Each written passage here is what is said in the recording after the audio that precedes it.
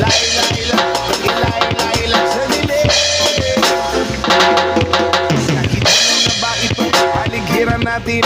Kunti na ang ibon, tubig pa ay maitim. At ang aso ng dagat at ilog ay nagdilim. Ang sariwang hangin ay wala na rin.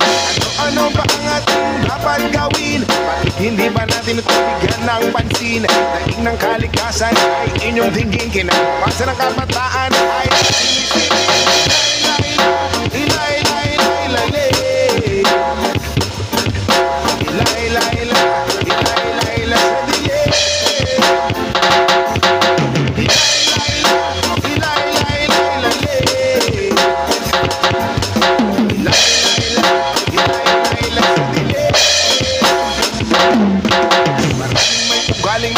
ng sigarilyo, tinggal sa kalsada, walang pakina parang aso. Mahilig sa pagkain kung saan ang tapon. Daanan ng tubig ay may kalawangan barado. Kaya huwag magtaka kung tumulan merong baha. Kaya huwag mag-isip kung ang syudad merong daga. Sa pagbabago tayo sama-sama magsimula. At pagdating ng panahon tayo hindi magagawa.